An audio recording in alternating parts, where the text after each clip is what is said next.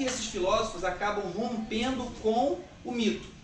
E eu posso dizer para vocês que na época foi muito difícil para eles. Talvez tenha sido o momento mais difícil da filosofia. Tentar quebrar com algo que era o padrão, que era a forma de pensar. Eu tenho certeza que na época deles, se você chegasse com uma outra teoria, dizendo, não, os mamutes não vêm de estrelas cadentes. E se muitas pessoas vivessem como sacerdotes, que adorassem as estrelas cadentes por conta, ela é a mãe de todos os viventes, certamente você teria arrumando inimigos poderosos. Concordam comigo? Façam uma ponte, uma viagem para aquele período. Os primeiros filósofos foram os pré-socráticos. Está filmando. Não filmando? Está filmando? Está filmando. Fica tranquilo, está filmando. Pré-socráticos. Por que são chamados de pré-socráticos? Sócrates foi um importante filósofo da antiguidade. E a importância dele é tanta que a gente divide entre os pré-socráticos e os pós-socráticos. Esses filósofos, a maioria deles viveu antes de Sócrates, mas alguns viveram contemporaneamente a Sócrates. E eles ficaram conhecidos como os filósofos que investigaram a natureza. E foram chamados então de physis. Porque basicamente eles ficaram presos na ideia de origem. Chamava-se muita atenção. Qual é a origem das coisas? E aí cada um deles elabora uma teoria. Mas não é um mito. É isso que eu quero que vocês entendam. É diferente do mito. Eles não tentaram criar alguma coisa que fosse ligada ao divino, ao maravilhoso. Eles tentaram raciocinar, utilizando a razão e a crítica livre, para tentar chegar a uma conclusão. Muita gente nesse período aqui pensa assim, caramba, a filosofia é mó doideira. Não, gente, não é doideira. O cara está justamente tentando não ser doido. Ele está tentando não acreditar em suposições ou em emoções. Ele está tentando buscar o que realmente eu compreendo como verdade. E aí vocês vão ver que as teorias elas são bem divergentes, mas interessantes. Não precisa dizer muito que, na verdade, é o nascimento da ciência que a gente vai chamar depois de física, né? A physis. E para eles, todas as coisas, todos os seres têm um princípio e uma origem comum. Aliás, isso é uma coisa muito interessante. Pensem comigo. Existem muitas coisas na realidade, não existem? Cadeiras, mesas, data show, pessoas, sapatos, tênis, mochilas. Tudo isso é um elemento. Concordam comigo? Esses elementos vieram de onde? De onde veio as coisas? De onde veio essa cadeira? E antes da fábrica, estava onde? Vamos ao plástico. Claro que tinha, ela não apareceu do nada. Era petróleo. Ah, era petróleo. Petróleo está onde? Dinossauro que morreu. É um dinossauro que morreu e virou petróleo? É isso mesmo? Ele estava lá no fundo da terra, lá? Alguém tirou ele lá do fundo da terra e transformou? E como é que ele foi parar lá no fundo da terra? Essa é a explicação mitológica. Mas se eu não tenho como me basear em fé e nem em emoção, como que eu vou explicar? Vamos supor que na época lá deles lá, todo mundo sabia que a cadeira era de madeira e o camarada tirava de uma árvore. Mas e a árvore? A árvore veio da onde? De uma árvore menor, de uma semente. Isso ele sabia. Exatamente. E aí ele tentou fazer o exercício da seguinte maneira. Bom, se a árvore grande ela vem de uma semente pequena, que veio de uma outra árvore grande, que veio de uma semente pequena, ele chegou naquela velha encruzilhada, né, do ovo e da galinha. Peraí, como é que pode ter existido uma semente que não tinha árvore? Ou uma árvore que não tinha semente? Como que explica isso? E a pedra? Eles não eram bobos. Eles olhavam para as montanhas e perceberam que as montanhas têm desgaste. Eles perceberam que as rochas caem e que os vales, normalmente, são as rochas intemperizadas que correram das montanhas através da ação do vento, da chuva. Tanto é que o vale são mais férteis, para onde os rios correm. E eles ficaram pensando, bem, peraí, beleza. Então, há muito tempo atrás, essa montanha era muito maior e o vale mais fundo. Não era tão plano. E eu estou observando. Mas quem fez essa montanha surgir? Eu não posso, dentro do pensamento filosófico, buscar uma explicação mitológica, nem uma explicação emocional. Eu preciso partir do que eu sei. Essa é a grande diferença da filosofia. Enquanto que a religião, ela é uma revelação, alguém recebeu uma revelação por contato com o divino e contou para nós como são as coisas, a filosofia não parte dessa revelação e dessa fé. Ela parte da ideia. O que realmente eu tenho como verdade? A existência. Nós existimos. Estamos aqui. Existem elementos. Existe o vento, a água, o fogo, existe a árvore, existem as pessoas, existe a pedra, existe a madeira. Isso eu tenho certeza, estou vendo. Você está vendo junto comigo? Isso é madeira? Então é verdade. Como que essa existência surgiu? A primeira teoria é de que tudo deveria ter vindo de uma única coisa. Um princípio comum. Deve ser um único elemento que se dividiu e se transformou e montou tudo que existe. Engraçado que eles não estavam muito errados, né? Vocês sabem que nós chegamos ao átomo, né? E é o átomo que forma todas as moléculas que formam todos os elementos. São quantos elementos que existem na tabela periódica? 118, 111, 114, um negócio assim. Beleza. São todos elementos diferentes que encontraram no planeta Terra. Tudo que existe no planeta Terra é composto por esses elementos. Vocês sabem de que nós somos feitos? Basicamente de carbono. Tem muita água também, né? Hidrogênio, oxigênio. O nosso corpo é todo feito de elementos que estão na natureza. Tanto é que quando a gente morre, ele se decompõe e volta para a natureza. Concordam comigo? Mas nunca ninguém conseguiu pegar os elementos que compõem o nosso corpo, juntar e fazer a vida. Já tentaram, né? Lá no século XIX eles brincavam de fazer a sopa da vida, né? Esquentaram, botaram pressão, sacudiram, balançaram, fizeram tudo quanto é coisa para tentar ver se misturassem esses elementos davam a vida. Não, a vida só vem de outra vida. A gente não sabe fazer vida. Que é um outro enigma. Mas vamos esquecer a vida e vamos partir só do concreto. Existem as coisas. Essa busca pelo princípio, os gregos chamam de arché. Então, arché para os gregos era a ideia da origem. O que é arché? Como as coisas começaram? Pode parecer, gente, para muita gente, uma pesquisa inútil. Mas para outras pessoas, isso é até angustiante. Cara, como que as coisas surgiram? O que realmente eu tenho certeza? De onde as coisas vêm? Pessoal, depois eu vou disponibilizar isso aqui, tá? Vocês podem anotar, mas não precisam copiar. Até porque o vídeo vai ficar disponível, isso vai estar no vídeo. Tá? Deixa eu pular isso aqui. Não quero falar da galinha. O primeiro filósofo perguntaram então, qual é a origem da natureza? Qual é a sua origem? Arché. Ela explicaria tanto as diferenças. Bom, eu tenho coisas nesse planeta e elas são diferentes. A porta não é igual à parede, a parede não é igual a você não é igual à minha blusa não é igual ao tênis dela. As coisas são diferentes, caramba. E o que fez as coisas serem diferentes? Entre os seres e as coisas da natureza, por causa de várias formas assumidas por esse princípio comum. Quanto à sua unidade, porque tudo carrega o mesmo princípio. A existência. A gente pode sentir as coisas. Eu sinto o vento, eu sinto a água, eu sinto a pedra, consigo perceber a madeira, percebo o caderno, percebo as outras pessoas. Isso está no sensível. Usando os meus 5 sentidos, eu tenho condição de perceber essa realidade. Hoje a gente sabe que existem muito mais coisas do que a gente consegue perceber. Existem cores que a gente não vê, sons que a gente não ouve, tá? Cheiros que a gente não sente, e um monte de outras sensações que outros animais percebem e nós não. Então o mundo, senhores, é muito mais do que o que a gente consegue perceber. Mas nessa época, os filósofos acreditavam muito nos seus sentidos, como sendo a melhor maneira de entender o que é real.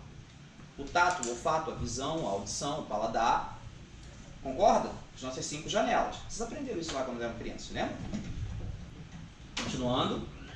O primeiro filósofo, Tales, da região de Mileto, que ficava na Jônia, conhecido como Tales de Mileto, esse cara bacana aí, ó, teve a seguinte ideia. Ele percebeu o seguinte: todos os seres vivos são feitos de água. Tem o sangue dos animais, a seiva das plantas, existe umidade no solo. Quando eu cavo o solo, não encontro água. Quando eu vou no mar, não tem muita água. Cara, ele teve uma ideia muito legal. Tudo vem da água. É isso. elementos veio da água? Só pode ter sido, porque a água é comum em todos os lugares. Ela está no ar, ela está no solo, ela está em mim, ela está na planta. Então a água é o princípio. É esse elemento que dá origem a todos os outros elementos. Aí a ideia do Tales. Ele é considerado o primeiro filósofo, né? Acreditava que a arché da natureza, a origem, era a água. Muita gente falou assim, pô, mas não é. Não é porque a gente sabe, hoje. Mas naquela época, todas as explicações eram mitológicas. Ele é o primeiro a tentar pensar de forma coerente. Ele não tentou explicar de uma maneira assim, ó, foi um meteoro que caiu, quebrou e deu mamute. Sacaram a diferença? Pode parecer pra gente hoje que, pô, mas como que ele pensou isso? Tem uma lógica, senhores. A água realmente está em todos os lugares. Né? O hidrogênio e o oxigênio é um elemento interessantíssimo que pode estar em estado líquido, gasoso e sólido. E ele pensou assim, se existem coisas líquidas, gasosas e sólidas, e a água assume essas três formas, é a água que deu origem a todas as coisas. E aí vem, claro, a primeira pergunta. Se foi a água, por que os objetos são diferentes? Aí ele botou a ideia da umidade. Olha que interessante a teoria dele. Ó, está presente na seiva das plantas, no sangue dos animais, isso eu acabei de falar. Aqui, ó. Mas se tudo é água, como as coisas se diferenciam? Ele vai ter uma teoria. É que, na verdade, é a diferença de umidade. Por exemplo, quanto mais úmido, mais eu tenho o estado líquido. Quanto menos úmido, mais eu tenho o estado sólido. Ele vai dizer que a diferença do sangue para a pedra é que o sangue tem mais umidade do que a pedra, que seria menos umidade. Mas a pedra também seria feita de água, com menos umidade. Senhores, não ridicularizem Tales. Ele nunca tinha estudado nada. Nenhuma ciência, o cara não tinha Google. O cara não foi para a escola. Ele é o primeiro cara a pensar nisso. Não tem uma certa lógica? Concordam comigo que ele não está sendo nada doido? O engraçado é que apresenta uma filosofia para os alunos, normalmente dizendo assim, olha como é que o cara pensava. Aí você comete o pecado do anacronismo. O que é o anacronismo? É eu enxergar uma outra sociedade com os olhos da minha. Não dá, pô. Não dá para você enxergar o cara que viveu lá na antiguidade com os olhos do século XXI. Vamos fazer a brincadeira de tentar entender como que ele pensou isso. Como é que ele chegou a essa ideia? Ah, senhores, caiu essa questão de arché no Enem de 2017, tá? Como caiu no 2018, Ágora, né? Que foi uma outra coisa sobre a polis, que eu vou falar sobre isso também. Então, a filosofia tem caído muito no Enem, tá bom? Eu gosto de deixar claro para vocês que tem muita gente que acaba não aprendendo os conceitos e aí na hora que lê na prova não consegue compreender. Vamos lá. Há coisas com pouca umidade, como a rocha, e há coisas com muita umidade, como a gota de mel. Claro que ele encontrou, né? Aqui que está a coisa legal, ó. Ele inicia o caminho do pensamento racional, ele se baseia em razão, não em fé. Ele inaugura uma nova forma de pensar e de explicar o mundo. Não recorre a um mito ou alguma narrativa mágica. Procurou explicar racionalmente tanto a unidade como a diversidade do universo. Então ele quis dizer o seguinte, tudo que existe veio de um único elemento e que esse elemento, por conta da sua transformação em termos de umidade, eu tenho vários elementos diferentes. Volto a dizer, ele não estava muito errado, só errou o elemento. Na verdade, tudo é de átomo. A gente chegou ao átomo hoje, e é verdade. Claro que se estuda do que é composto os átomos, né? Aí você tem já as divisões clássicas, tipo nêutron, elétron e próton, e agora já tem outras divisões do elétron, né? Neutrino, aquela paradinha toda que o pessoal da física está rasgando para estudar, para tentar entender. Mas é uma coisa que não está muito errado. Na verdade, tudo que existe é em formato de átomo. Não é meio assustador você pensar que eu, você, a planta, a água, tudo é átomo? Não é estranho? Tudo ter ser de um único. E ninguém consegue ver isso totalmente não, tá? Só prova por testes e teorias, porque não dá para se ver um átomo. Como é que eu vou ver um átomo? Não tem como ampliar, porque a própria tela de um ampliador é de átomo. Como é que eu vou fazer? Não tem como, é só teoria. Aí meus alunos falam assim, mas não tem um desenhozinho do átomo? Eu falei, sim, então filho, desenho, mas ninguém sabe se é assim. Mas se não for, é muito parecido, porque todos os testes que faz dá certo. Entenderam? Na verdade, tudo isso é uma modelagem. É um modelo que a gente criou para tentar entender como que a coisa é. Mas não tem como ver a coisa. Impossível. A matemática é muito boa, né? Ciência, cara, é fantástica. Continuando. Estão aprendendo, senhores? Sim. Tá legal? Então vamos partir pro 2. Quem era o primeiro mesmo? Como é que era o nome do cara? De onde? De Mileto. Já conheciam, né? Sabiam que ele tinha falado da água? Sério? E Anaximandro? Conheciam? Anaximandro falou assim: Tales, não. Aí já começa a questão da academia, né? Para eu afirmar uma nova teoria, eu preciso questionar a teoria anterior. Não, Tales, não dá. Eu não sei se ele falou isso não, mas se ele falou foi mal barato. Cara, não dá para um elemento que existe ser o produtor da própria existência. Porque se as outras coisas são água em formato diferente, como é que a água continua existindo no formato inicial? Não dá. Impossível. Se tudo tem origem a partir de um início, o que deu origem a tudo não pode ter início. Porque se ele tem início, ele também tem necessidade de ter origem. Nossa. E aí ele chegou a uma conclusão muito interessante, que a origem de tudo só pode ter sido feito de alguma coisa que não tem origem. Porque se isso tiver origem, tem que ter uma outra coisa que não tem origem.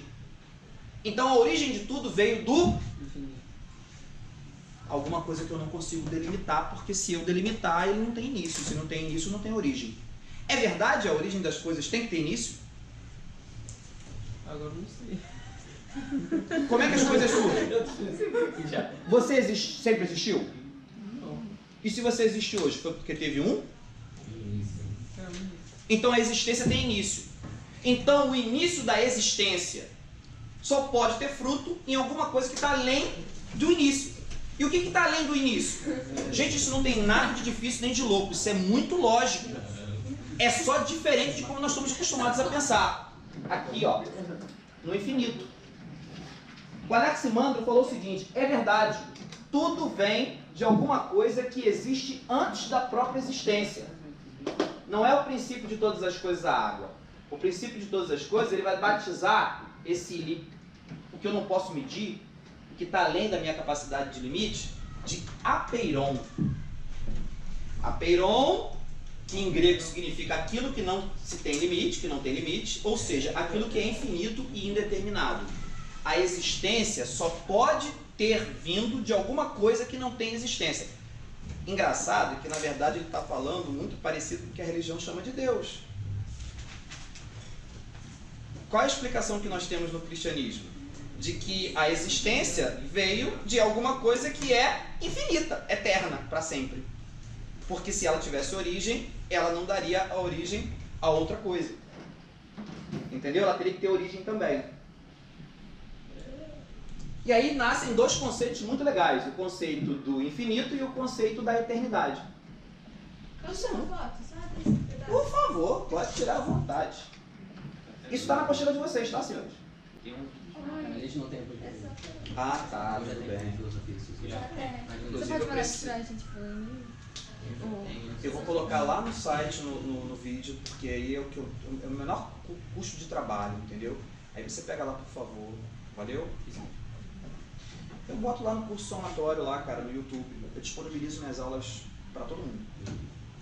Principalmente para os alunos lá do Jacinto. Vamos lá, gente. Continuando aqui. Para esse filósofo, o início, a origem, não podia ser a água, a terra, o ar, o fogo ou qualquer elemento determinado que existe. Porque o que existe não vai gerar de novo o que existe. Na verdade, a existência ela precisa se vir de alguma coisa que não teve origem, que seria o indeterminado, o operon, sem forma ou distinção. Tá? Compreenderam a ideia do Anaximandro? É boa a ideia dele? Olha lá. Foi um pouquinho além, mas ficou muito no vazio, não ficou? Pô, Perão, beleza, eu já entendi. A água, pelo menos eu consigo perceber, pô. Aí você vai dizer pra mim, engraçado que a água, se você perceber direitinho, olha que lógica, o ar ele não é transparente? A água também não é, mas eu já não percebo ela melhor? Umidade, tá vendo? ela continua sendo transparente, mas então na cabecinha dele, do Tales de Mileto, a água estaria em tudo. E quanto menos úmido, mais sólido e opaco seria um elemento. É uma explicação interessante para você compreender a diferença dos elementos. Ele não está totalmente errado, né? Anaximenes, conhece ele? Foi discípulo de Anaximandro. Ele defendia que o princípio gerador de todas as coisas era o infinito, mas ele discordava de que o infinito fosse indeterminado, fosse indefinido. Ele dizia que o opeiron teria sim um início. Sabe o que ele chama? Ele dizia que tudo veio do ar infinito. Mas não é só. Você vai com calma. Fica afogando já. O que ela falou? Eu acho graça, porque do jeito que vocês veem a filosofia, a primeiro momento a gente tem um estranhamento muito grande, que é o choque, a gente diz assim, cara, pô, isso é muita loucura. Não, não é. É um pensamento bem racional, é uma tentativa de compreender a origem. Ele chegou a uma conclusão muito simples, pô, tudo está envolto no ar. Então ele pensou assim, esse opeiron que o Anaximandro falou, é o ar que está em tudo. Só que o ar, medindo a sua condensação, ele vai mudando de forma.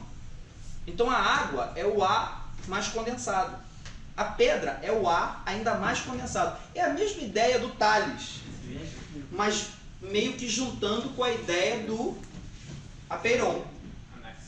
Então, antes de qualquer existência, o que sempre existiu para Anaximenes era o ar. O ar estava em tudo. Engraçado que se você pegar o Gênesis da Bíblia, o que diz lá, logo no primeiro capítulo? No início criou Deus os céus e a terra era sem forma e vazia, né? E o Espírito de Deus pairava sobre a face das águas. Como é isso? Não parece que existia alguma coisa? E que dessa alguma coisa que foi criada? E disse Deus, né? Que se juntem, e primeiro Deus cria o firmamento, que é a ideia de céu, né? Que haja separação entre as águas. E criou então o firmamento. O firmamento é a ideia que a gente tem de universo, tá? Segundo a visão bíblica, o que há fora do universo são águas. Como a gente entende? Não sei. Isso é literal? Isso é alegórico? O Gênesis é literal? Ou não é? Isso é dentro da teologia, tá, gente? Não estou nem discutindo aqui com vocês filosofia, não. Estou falando agora de teologia. Tem teólogo que diz que o Gênesis é só uma alegoria e tem teólogo que diz que não, é literal, existiu mesmo. Entendeu? É daquele jeito mesmo. Aí cabe a fé de cada um entender como foi. Mas Anaximenes estava querendo sair disso. Ele estava querendo dizer, não, o princípio de tudo era o ar estava. E sempre existiu. Ele é o opeiron. Não tem início nem fim, é infinito. E é justamente o fato dele estar mais condensado e menos condensado que vai ter a diferença do elemento. Cara, Anaximenes não está nada errado. É exatamente o átomo. O que é o buraco negro, senhores? Quem consegue aí lembrar da física e lembrar de tudo? Buraco. O que é o buraco negro? É um negócio que suga tudo. E por que ele suga tudo? O que é isso? Vocês não sabem o que é, não? Não. O buraco negro é um conjunto de elementos atômicos, formados de matérias, que é tão condensado, é como se eu pegasse assim, qualquer coisa e pressionasse com uma pressão absurda. Imagina você pegar a Terra inteira e pressionar ela e colocar ela dentro de uma latinha de sardinha. Qual seria a pressão que a Terra ia ter? Ia explodir ou ela ia provocar uma atração gigantesca? O buraco negro é justamente isso. É a matéria tão condensada que ela atrai tudo para ela. Há uma discussão muito grande sobre o que provoca a gravidade, né? O que provoca? A teoria mais aceita hoje em física é o fato de que a própria existência deforma o espaço e causa as linhas que promovem a atração. Vocês já viram isso na televisão, não viram? Essa explicação? Né? Que é baseada até na teoria, né, da relatividade, onde a existência dos elementos promove uma distorção do espaço que acaba criando a atração gravitacional e aí promove as energias necessárias para que as coisas se movam. Então é a existência que promove a energia, e a energia altera a existência. Como que quem teve início? Aí a gente cai de novo no mesmo dilema, ninguém sabe. Ninguém sabe. E o buraco negro é alguma coisa que existe, mas ele é muito condensado. Extremamente condensado. E é verdade, dependendo do número de elétrons que giram em torno dos átomos, eu mudo o elemento. E dependendo de como os átomos se misturam, e eu tenho uma molécula, eu mudo a forma. Não é sinistro pensar que grafite e diamante é feito da mesma coisa? E a única forma é a alteração da sua estrutura molecular? Pô, mas como é que é isso? Como é que eu tenho um elemento... Então, diz pra mim, será que Ximenes é tão doido assim? Cara, esses caras não tinham instrumento nenhum. Eles só estavam pensando. E chegaram a uma conclusão que tem uma razão muito legal. Verdadeiramente, o ar deve ser alguma coisa que sempre existiu. E as diferenças de pressão, de ser mais condensado ou menos condensado, faz com que as coisas sejam diferentes. Oi?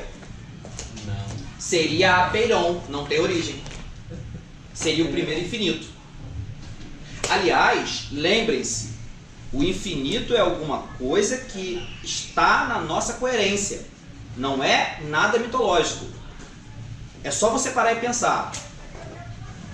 Se tudo tiver fim, vai acabar com a existência? Ou você só consegue imaginar o fim da própria planeta? Porque eu já vi muita gente falando assim, ah, pô, mas o Sol vai acabar, então a Terra vai acabar, então a vida vai acabar na Terra. Beleza, é verdade. Mas isso vai impedir que a existência continue? Vai continuar existindo no universo? Acho que não. Por que não? Dominó, Por que o universo vai parar de existir? não sei. Que gostoso, senhor. Agora eu estou dando aula de filosofia para você. Você começou a perceber que nada sabe. Foi isso que Sócrates falou. Só sei que nada sei. Todas as nossas certezas, elas são simplesmente momentâneas. Porque na verdade a gente não sabe.